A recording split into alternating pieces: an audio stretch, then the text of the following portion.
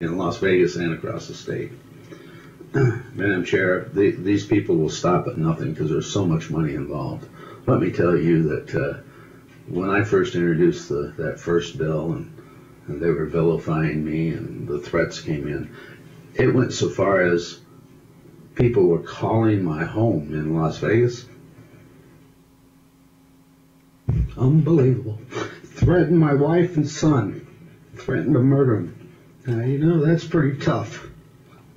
But it doesn't matter, you know. I look at, you know, they want to do that to me, that's fine. That's business up here. But there's billions of dollars involved. Billions. 3 sessions ago, the construction defect attorneys were here, you know, lobbying us. One of their own took 35 managers to Cabo, wining and dining them, you know, golf, and then, well, the one that was up here got upset, sent a photographer down, private investigator. I mean, these guys don't even trust each other. It's like their own mobs, their own law firms, their organized crime mobs.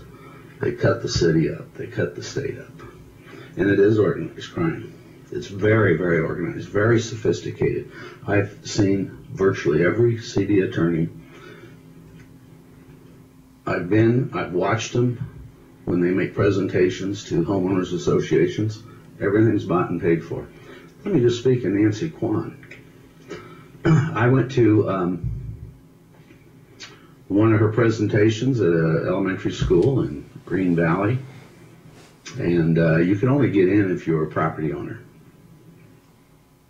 Well, between my brother and I, we own some houses. He owns just a ton of houses, and so the house in this particular HOA was under the Schneider Family Trust. Well, who knows who the Schneider Family Trust is, right? So I went, and my brother went. Nancy Kwan wasn't going to let us in, but we said, well, here it is, you know, 1236 Adams Street here, Schneider Family Trust, and they had to let us in. I sat in the back of the room with my brother, and we just observed the show.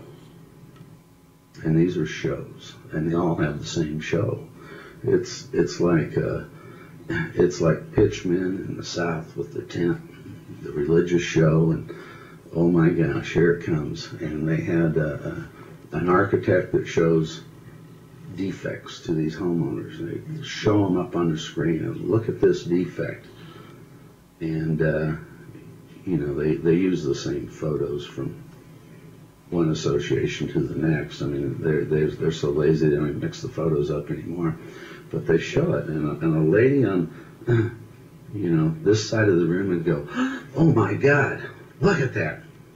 And 5 minutes later, as I go through the photos, a lady on the other side of the room, "Oh my God, that's my house! Look at that!" And the show goes on like that, and they get the crowd riled up. And now they're, you know, the crowd is just kind of at a frenzy. Well, we can't have this. Okay, so my brother and I hang loose after they adjourn, and the people are all leaving, the homeowners are leaving and kind of upset, and we're just kind of smiling. And the 2 ladies that, you know, were so vocal after everybody's gone, they take the chairs and put them away. So they're working. Everything's an inside job here. They're working for the CD attorney, for Nancy Kwan. And so it's just, you know, and the feds are all over this because we didn't want to take action ourselves, and we let this happen.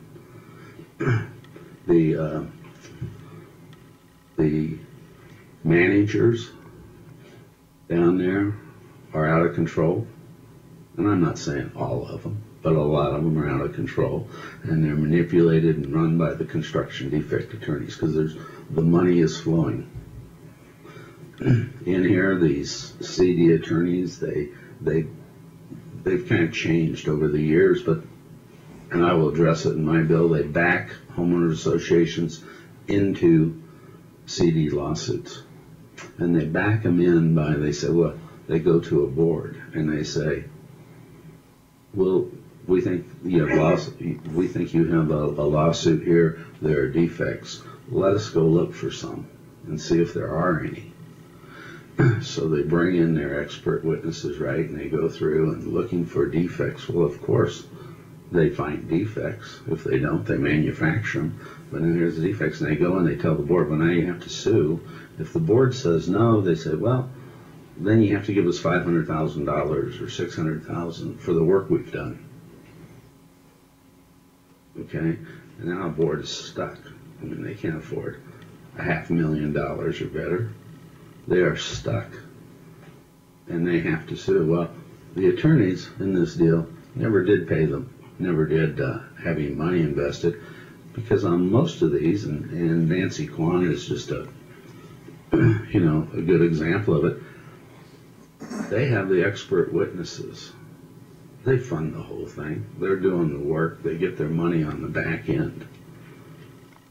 They're in the deal. They have to find defects. They have to go on with this show. It's all part of the deal. They don't get paid for doing the work up front. They're carrying the attorney on the deal in many of these.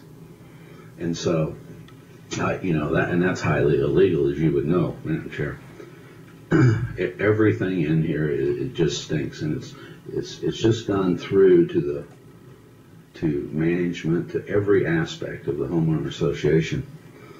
So, Madam Chair, with that, let me say that one of the things I would like to request, and it isn't in my bill, but I'm requesting it, and that is that we move the Ombudsman's office to the Attorney General's office.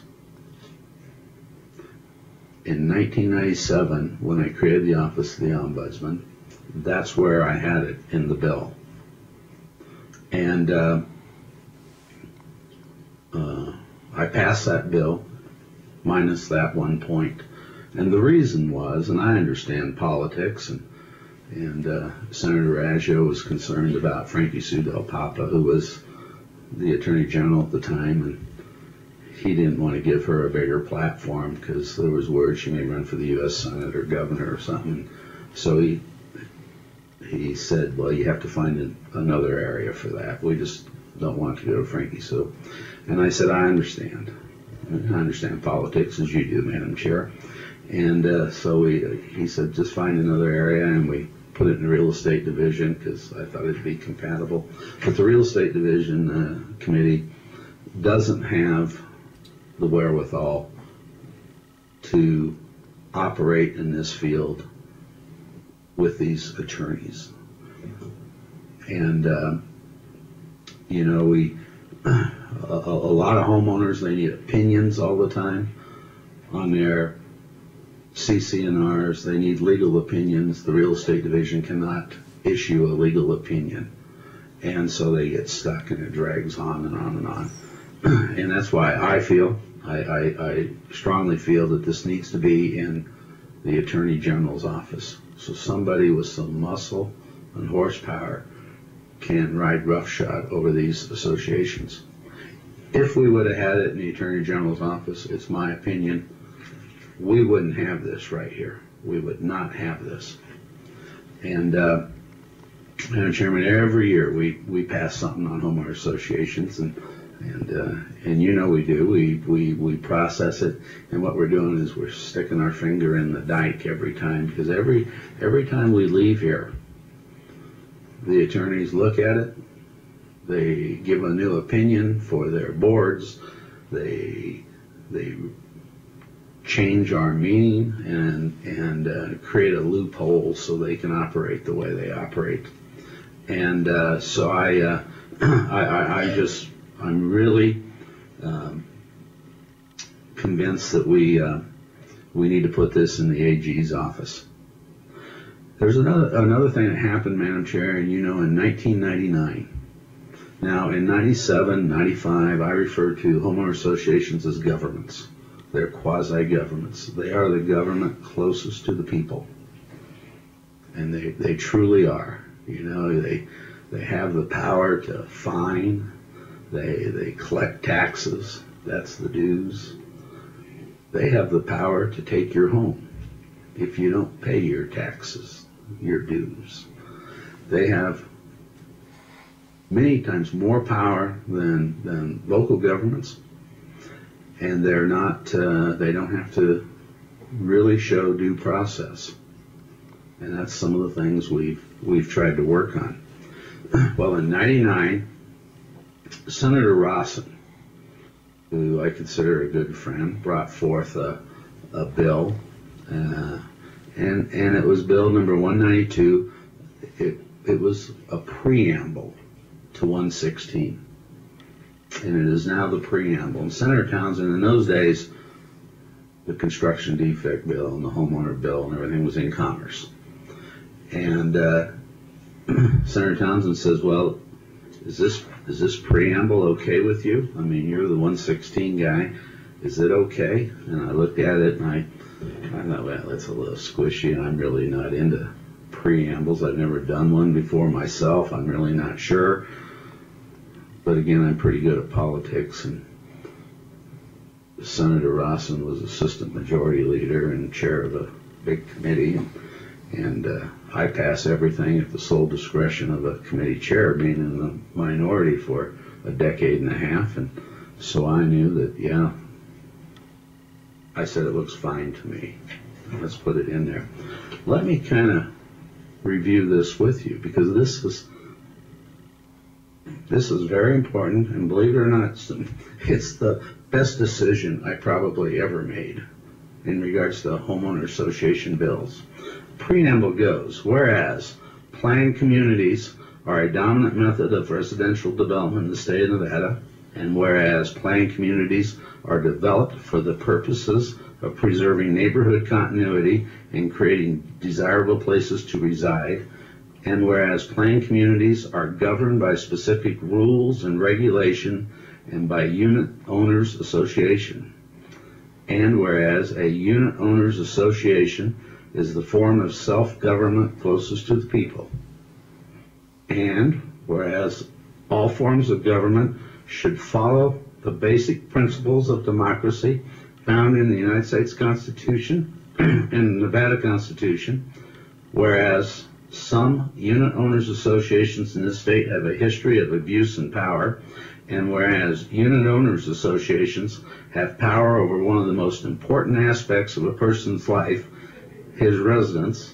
and whereas homeowners invest financially and emotionally in their homes, and whereas homeowners have the right to reside in a community without fear of illegal, unfair, unnecessary, unduly burdensome, or costly interference with their property rights.